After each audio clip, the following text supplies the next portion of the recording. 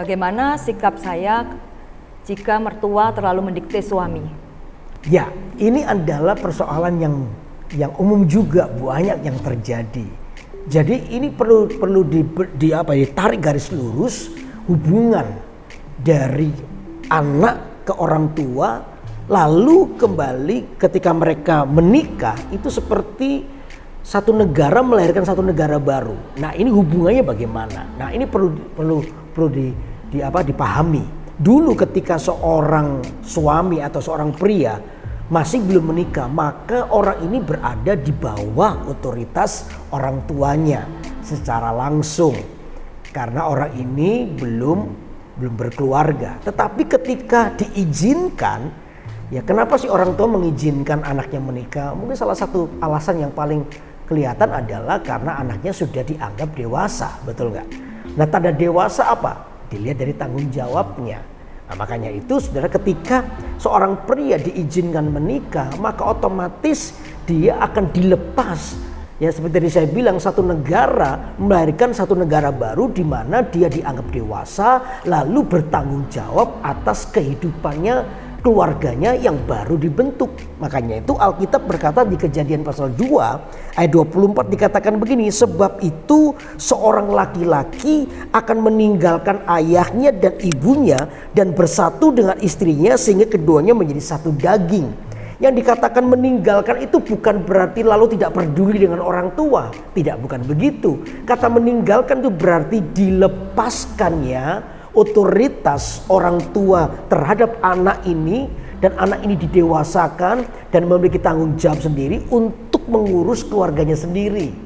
Jadi setelah itu, setelah anak ini sudah berkeluarga, maka orang tua harus lepas tangan. Bukan berarti lepas tangan yang tidak mau membantu, bukan. Tapi secara keputusan izinkan mereka bertanggung jawab, mengambil keputusan sendiri sebagai satu keluarga. Nah, hubungannya jelas sudah beda sekarang.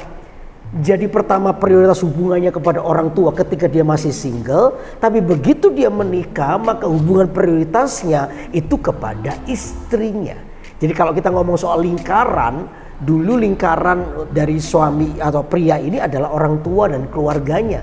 Tapi begitu dia menikah maka lingkaran terdekatnya itu adalah istrinya. Lalu setelah itu anak-anak, baru ke orang tua. Jadi dengan hierarki seperti ini kita pahami bahwa orang tua tidak boleh juga terlalu mengatur seperti ketika anak ini sebagai anaknya. Izinkan orang tua juga mengizinkan anak ini menjadi dewasa, belajar mengambil keputusan sendiri, ya, berdiskusi dengan istrinya. Orang tua itu cuma melakukan dua hal setelah anaknya ini menikah. Yang pertama jelas adalah berdoa buat anak-anaknya, buat anak-anak keluarga anaknya yang baru dibentuk itu. Lalu yang kedua apa? Memberikan dorongan kepada hal yang baik, nasihat pada hal yang baik, dan selebihnya untuk keputusan bukan decisionnya jadi ke orang tua, bukan, keputusannya kita serahkan kepada anak-anak supaya anak-anak yang mengambil keputusan sebagai bentuk kedewasaan mereka. Biar mereka belajar. Orang tua boleh kasih nasihat, tidak apa-apa. Kan orang tua tetap bagaimanapun juga orang tua jauh lebih berpengalaman, ya. Tapi keputusan biarkan mereka mengambil keputusan karena itu adalah bentuk kedewasaan. Ya, mungkin saya bisa tambahkan lagi. Ya, kalau untuk seorang istri bagaimana sikap kita menghadapi mertua yang terlalu mendikte suami kita, itu coba dicari inti permasalahannya terlebih dahulu, memahami dan coba melihat kenapa mertua kita seperti itu. Ya, mungkin ada background atau masa lalu ya yang sebelumnya itu membuat dia itu seperti itu. Contohnya mungkin merasa kehilangan anak yang biasanya bersama dengannya hari ini sudah menjadi milik orang lain gitu ya. Jadi setiap hari bersama-sama, mungkin segala sesuatunya diurusin. Nah, itu tiba-tiba bisa hilang gitu, merasa kehilangan.